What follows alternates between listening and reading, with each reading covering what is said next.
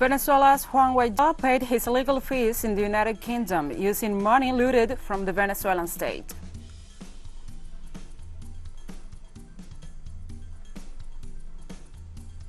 And Chile will begin bottling and packaging the vaccine produced by the Chinese pharmaceutical company Sinovac.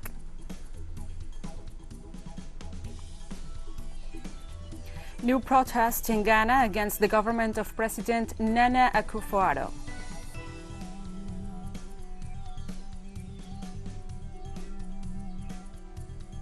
From the headquarters of teleSUR English in Havana, Cuba, this is From the South. I'm your host, Gladys Quesada, and now we begin with the news. Opposition figure Juan Guaido, who self-proclaimed himself the president and gained the support of Western powers, paid his legal fees in the United Kingdom using money looted from the Venezuelan state. According to an investigative report based on court documents, Guaido's efforts to seize $2 billion of Venezuelan gold held in the Bank of England were funded with the hundreds of thousands of dollars originally seized from the Central Bank of Venezuela in the United States. These are just the latest revelations in a series of scandals in which Guaido has been implicated over the past 2 years, including cases of corruption, embezzlement, and paramilitary collaboration.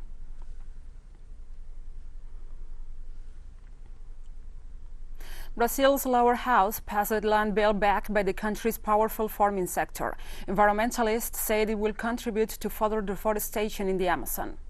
The bill allows squatters on public land to more easily receive deeds to their properties. It was proposed by far-right President Jair Bolsonaro in a move to please farmers who overwhelmingly supported his 2018 election. The bill still needs to pass in the Senate. Environmental NGO Greenpeace stressed that if the bill becomes a law, it will in practice serve as an amnesty for land invasions. A former paramilitary chief and a former commander of the Revolutionary Armed Forces of Colombia guerrilla group appeared before the Truth and Reconciliation Commission this Wednesday. Salvatore Mancuso of the AUC paramilitary organization and Rodrigo Londoño of the FARC-EP were set to provide their testimonies before the body investigating the crimes perpetrated during the armed conflict of over 5 decades. The commission was created under the 2016 peace agreement reached in Havana between the FARC-EP and the Colombian government as a means to ensure truth for the victims of the armed conflict.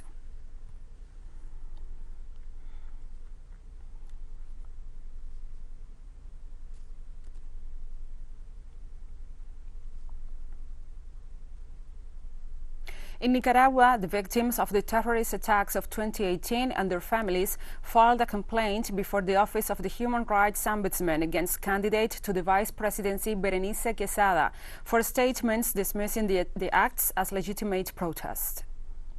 The complainants stressed that Quesada, who registered her candidacy on Tuesday representing the opposition Citizens Alliance for Liberty, violated the Amnesty Law 966 with her statements in which she justified the crimes and acts of terrorism that took place from April 2018 and urged her supporters to take to the streets again against the current government.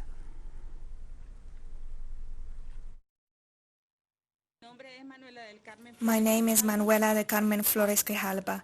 I'm the grandmother of Carlos Alberto Miranda, a 19-year-old kid who was fatally injured in the 6th district. And I wouldn't want to cry again, because I believe we Nicaraguans are not willing to allow any more bloodshed. We need to be brave and stop all of this. For example, this young woman, Berenice Quesada, is running for vice president, and she is publicly calling for us to go back to April 2018, to relive those horrible moments, those sad times that caused so much pain to those of us who suffered the death of loved ones in the midst of it all. How can she know anything about it if she didn't lose anyone? But we do have a say in the matter, and I don't believe she should be allowed to occupy office. She should be declared unfit to run for office. She lacks the moral values, the honesty. It's not her or anyone's place to come and call for bloodshed. In Guatemala, indigenous authorities called for a new mobilization within the framework of the plurinational strike to demand the resignation of President Alejandro Giammattei and the Attorney General Consuelo Porras. Indigenous ancestral authorities urge Guatemalans living in other countries to join the plurinational strike, mobilizing at the country's embassies abroad. They stress that the changes made by the Attorney General to the Special Prosecutor's Office against Impunity were a proof of the intention to weaken the investigative body, which had found evidence of corruption linked to both the president and Porras. They also rejected the appointment of Rafael Curruchiche to head the office, accused of protecting corrupt businessmen and politicians in the past. In the United States, the Biden administration has extended a Trump-era policy that sees the swift deportation of undocumented migrants. The latest victims of this cruel policy were 44 families sent back to Guatemala in the last 5 days. Between last Friday and this Wednesday, U.S. authorities deported 109 adults and 48 children, according to Stuart Rodriguez, the director of the Guatemalan Migration Institute. The U.S. policy means that there is no consideration of the motives for their entry into the country. They are simply expelled automatically. Guatemalan President Alejandro Giammattei agreed with the measure as part of the conversations held with the U.S. Vice President Kamala Harris during her visit to the country in June.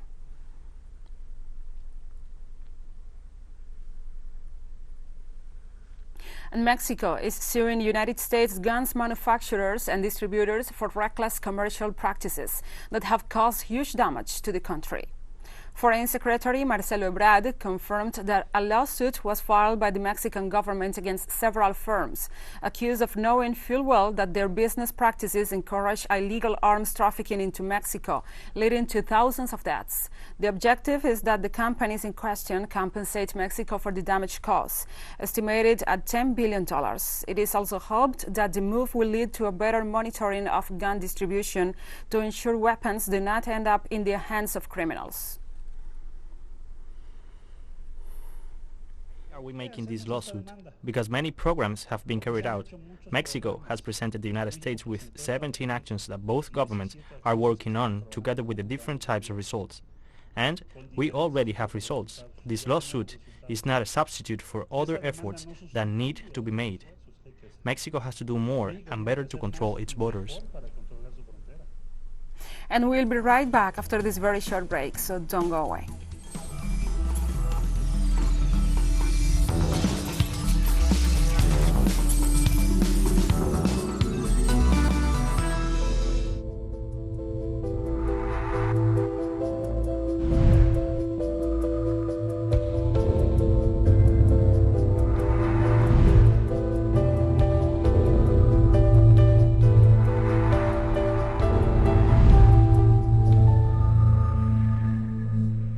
Welcome back.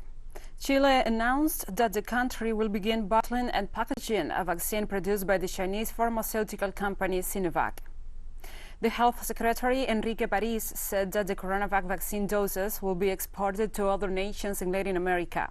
The plant, established for the purpose, which is scheduled to begin operations in the first quarter of 2022, has seen investment of $60 million and is set to produce 50 million doses each year.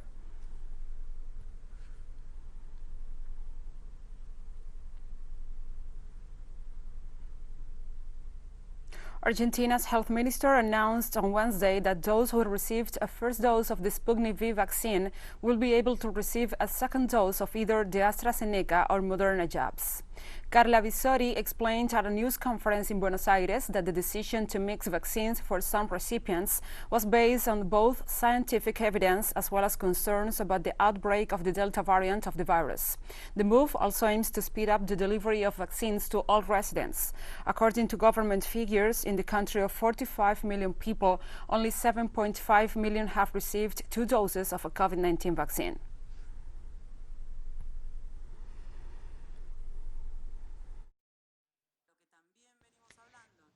Given that August is the month for the second dose of immunization, the importance of completing the vaccination schedules due to the potential risk generated by the circulation of the Delta variant is that we are able to move forward with vaccination in the country, in the 24 jurisdictions, exchanging different vaccines, while we build evidence with these studies on the possibility of exchanging the Sputnik V vaccine with Moderna and AstraZeneca. which are the ones for which we have safety information on immunogenicity both locally and in other countries. The Americas has now registered over 2 million deaths linked to COVID-19, according to the head of the Pan American Health Organization. PHHO Director Carissa Etienne made the announcement during a weekly pandemic briefing. She said some 15,000 indigenous people were included in the figure, but stated that more robust data was needed to identify the true impact of indigenous communities. The organization has warned that only 18% of people in Latin America and the Caribbean have so far received a first dose of a COVID-19 vaccine, and urged countries with a surplus of doses to share their stocks to support the global vaccination drive rather than begin administering booster shots.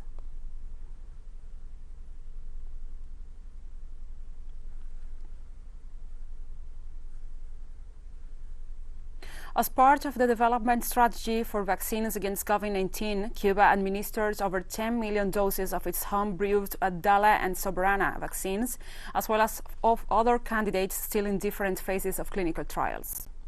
According to information from the Ministry of Public Health, over 10,061,000 doses had been administered by August 1st in different provinces like Havana, Matanzas, and Santiago de Cuba, where the sanitary issue was more complex than the rest. It was noted that the Department of Primary Care of the Public Health Ministry ended the Abdala vaccination in the 15 municipalities of the capital, having inoculated over 1,300,000 people, around 10% of the country's population.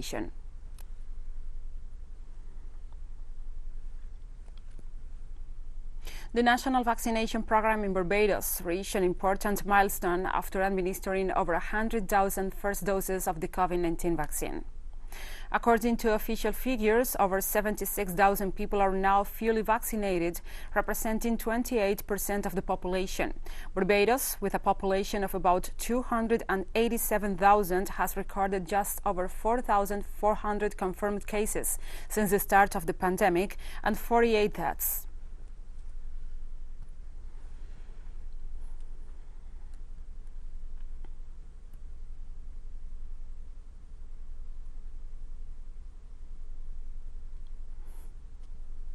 The United Kingdom is to offer coronavirus vaccines to 16 and 17-year-olds in the coming weeks, after the Joint Committee on Vaccination and Immunization changed its advice on Wednesday. The four nations of the UK all accepted the change in advice, allowing healthy 16 to 17-year-olds to be offered a first dose of the Pfizer vaccine. The change, which means another 1.4 million people across the UK will be eligible for vaccination, comes just 2 weeks after the same committee of scientists recommended against routine vaccination of anyone under the age of 18. While the British rollout of vaccines had been one of the world's fastest, with 73% of the adult population fully vaccinated, it has been slow in offering jabs to teens. As you can imagine, being cautionary in the way we're approaching this. And that's because we place a very high value on the safety of our children and young people. And I believe we do that rightly, and that reflects the public viewpoint as well, that we should regard the safety of our children and young people very highly. We've wanted to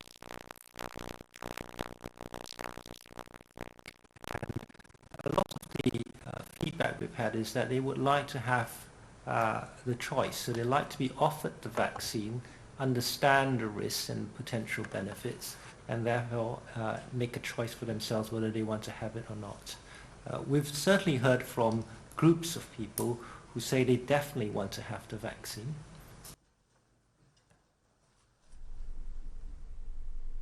Indonesia's coronavirus death toll topped 100,000 on Wednesday as the country struggles to control the spread of the Delta variant. Known as Southeast Asia's biggest economy, Indonesia has now detected the Delta strain in dozens of its regions. Many Indonesians are dying at home, unable to access hospital care or medical oxygen supplies, as healthcare facilities are stretched to the limit. More than 3.5 million infections have been recorded to date, though official figures are widely believed to be an underestimate. According to a spokesperson for the COVID-19 task force, the deaths are mainly due to lateness in recognizing the severity of the symptoms and referring patients for care.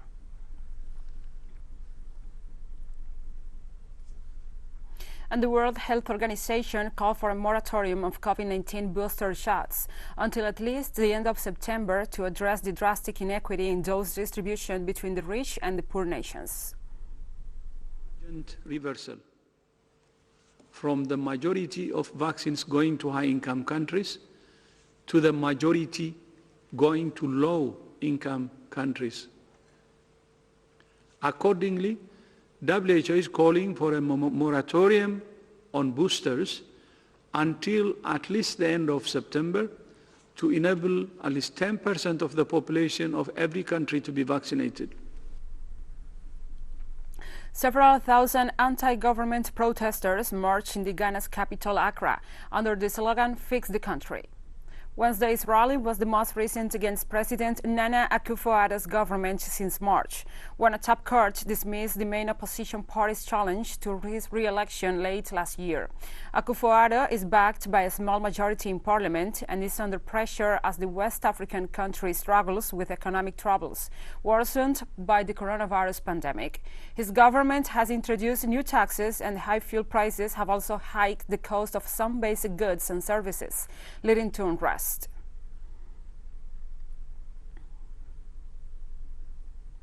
And at least 16 people have been killed and 250,000 displaced from their homes after heavy monsoon rains lashed eastern India. The latest deaths in West Bengal came a few days after 11 people were also killed in the state as the torrent of water swept away homes and triggered landslides. Flooding and landslides are common during India's treacherous monsoon season from June to September, which causes widespread devastation. The annual downpours have been worsened by climate change, experts said.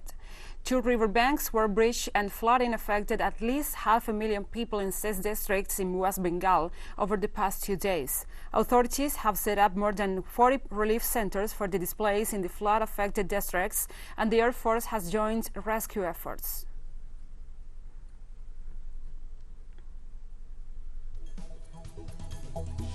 And we have come to the end of this news brief. But remember, you can find these and many other stories on our website at telesurenglish.net.